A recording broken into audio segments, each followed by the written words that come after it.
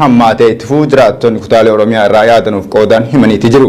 Jiraattonni yaadanuuf qoodan akka jedhanitti yeroo marii nagaa jedhamee uummanni hawwii guddaan eegaa jirutti kutaalee Oromiyaa adda addaa keessatti maqaa waraana bilisummaa Oromoo soortuu odeeffannoo laattuuf ilmaan keessantu waraana bilisummaa Oromoo waliin waraanaa jira jedhuun ajjechaa reebichii fi dhaan jabaatee itti fufee jiru kan fudhatama hin qabnee fi gufachiistuu marii nagaa hawwiin eegamaa jirutti jedhan qaamonni hawaasaa yaadanuuf qoodaati turan. Keessumattuu torbaan kana godina Baalee Arsii fi giddu galeessa Shawaatti maqaa waraana bilisummaa Oromoon dararaan reebichaa fi dhaan jabaatee kan itti fufee ta'uu kan eeran maddeen keenya daa'imman irraa eegalee hanga manguddoo tajaajila barbaadanitti reebichaa fi dhaan jumlaa jiraachuu maddeen naannichaa ragaa bahuu irratti argamu. Torbee darbe godina Arsii aanaa Daabbaa fi naannoo isheetti sochiin manneen jireenyaa jiraattota abiddaan barbadeessutu ture kan jedhan jiraataan naannichaa yaadanuuf qoode torbaan kana keessa ammoo duula qabeenya uummataa kanneen akka loonii saamutu gaggeeffamaa jira jedha. Haaluma kanaan godina Baalee aanaa Gaarfaattis maqaa waraana bilisummaa Oromoo gandoota keessaa sochoosaa turtan jedhuun hawaasni gandoota akka Waabeessa Aadaa fi Odaa Caffoo humnoota mootummaatiin akka malee reebamuu fi namoonni hedduun jumlaan mana hidhaatti guuramaa kan jiran ta'uu jiraataan godina Baalee aanaa Gaarfaa irraa yaadanuuf qoode kan maqaan isaa akka hin eeramne ta'e tokko eereeti jira. Maddii ka'umsa rakkoo kanaas waraana bilisummaa Oromoo soortuu odeeffannoo laattuuf akkasuma daandii agarsiisanii bobbaastu kan jedhu akka ta'e majiraataan kun yeroo ammaas daa'imman umriin adabbiif hin geenye dabalatee hanga manguddootaatti manneen irraa hanga buufataalee tajaajila hawaasummaatti jumlaan guuramanii dararamaa jiru jedha jiraataan naannicharraa yaadanuuf qoode tokko. BBS Media ulfaadhaa isiniin jechuun barbaada duraan dursee carraanaa laachuu keessaniif egaa akkuma beekamu yeroo ammaa kanatti Oromiyaa keessa kutaalee garaagaraa keessatti jiddu galeessa Shawaa dabalatee Arsii Baalee fi akkasuma immoo kibba bahaa Oromiyaatti hanga lixa Oromiyaatti iddoolee adda addaa keessatti maqaa deeggartoota waraana bilisummaa Oromooti jedhuun hawaasni keenya garmalee miidhamaa jira. Kanaan wal qabatee yeroo ammaa kanatti immoo miidhamni kun miidhama Oromoo fi Oromiyaa akkasuma waloomaa fi wayyooma Oromoo fi Oromiyaa waan ta'eef yeroo keessattuu Oromoon abdiidhaan dhimma mariitiin wal qabatee marii araaraatiin wal qabatee abdiidhaan eeggachaa jirutti Oromoon kaabaa fi kibbaa bahaa fi dhiyaa akkasuma biyya keessaa fi biyya alaadhaa maaltu galaa fi maaltu ta'a jedhee yeroo eeggachaa jiru kanatti iddoolee adda addaa keessatti maqaa deeggartoota waraana bilisummaa Oromoo jedhuun hawaasa nagaa irratti kallattiilee adda addaatiin rakkoon adda addaa akka dhaqqabaa jiru dhagahamaa jira. Kanaaf mootummaan akkuma marii jalqabe ammas obsaan hawaasa isaa dhageeffachuudhaan mariin nageenyaa kun karama nageenyaatiin akka xumuramuuf hawaasa diriirsaa yookaan immoo kallattii adda addaatiin rakkoo irra gahaa jiru kana irraa of qusachuu akka qabu gama mootummaatiin ergaan dabarfachuun barbaada. Mariin kun ammoo akka milkaa'uuf hawaasni Oromoo idil addunyaa abbootiin amantaa abbootiin gadaa haadholeen siinqootii fi akkasuma fayyadamtoonni sooshaal miidiyaa kallattiilee adda addaatiin dhimma waloomaa fi wayyooma Oromoo kanarratti keessaayyuu marii araaraa kanarratti dhiibbaa gochuu qaban jeetiin ergaa koo dabarfachuun barbaada.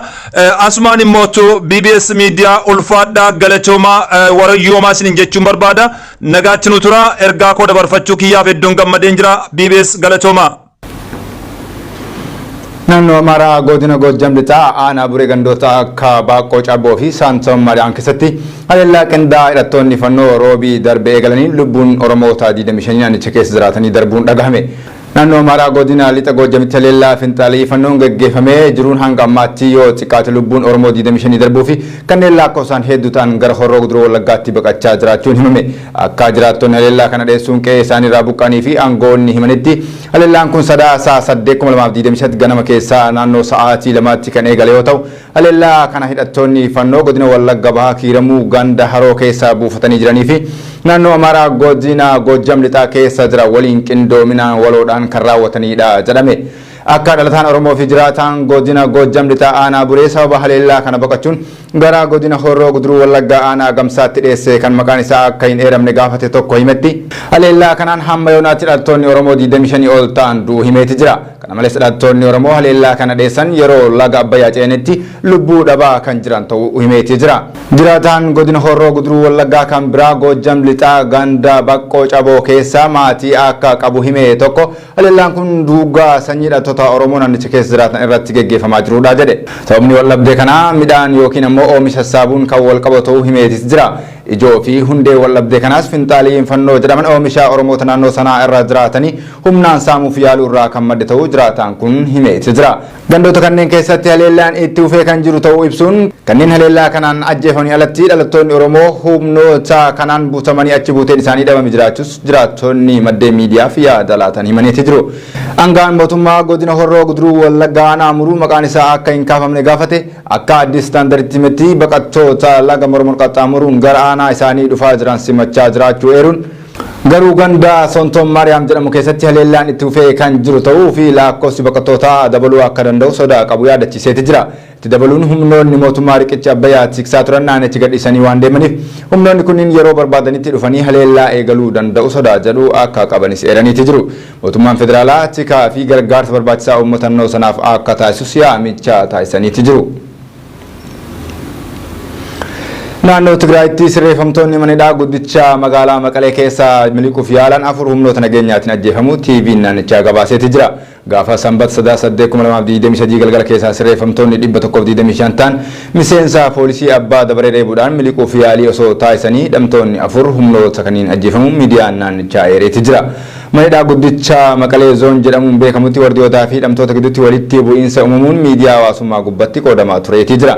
Galgala guyyaa sanbata naannoo sa'aatii 11 walakkaa ta'utti poolisoota gara 20 ta'an irratti haleellaan banamuu fi karra gamoowwanii cabsanii miliquudhaaf yaaliin taasifame akka ture madde oduu TV Tigraay qindeessaa mana sirreessaa Koomaandar Amaanu'eel Fiisaa obeeffachuun gabaaseeti jira. Sirreeffamtoonni kunniin erga poolisoota wal dhaban booda kutaa nyaanni itti qophaa'u keessaa albee fudhachuun poolisoota irra miidhaa geessuu fi sirreeffamtoonni 125 miliquuf yaalaa turan keessaa 112 deebi'anii akka to'ataman maddeen naannichaa gabaasuu irratti argamu. Tarkaanfii sirreeffamtoota akka hin miliqne gochuuf taasifameen lubbuun sirreeffamtoota 4 darbee jira jedhan Koomaandar Amaanu'eel Fiisaa hidhamtoota miliquuf yaalii taasisan jedhaman gidduutti walitti bu'iinsi guyyaa dilbata kaleessa itti fufee akka ture TV'n naannichaa gabaaseeti jira. Hanga ammaatti sirreeffamtoota miliquudhaaf yaalan keessaa 112 deebisanii to'annaa jala oolfamuun ibsamullee kanneen miliqan ilaalchisee wanti ibsame hanga ammaa hin turre. Sirreeffamtoonni kunneen akka hin miliqne gochuudhaaf yaalii taasifameen miseensota nageenyaaf irra miidhaan cimaan yoo ga'u 3 immoo miidhaan salphaan irra ga'us ibsameeti jira. Naannoo Tigraayitti waraana cimaa waggoota 2 geggeeffamu hordofee naannichatti bakkeewwan garaagaraatti gochaawwan yakka namoomaa bal'achuun gabaafamaatee jira.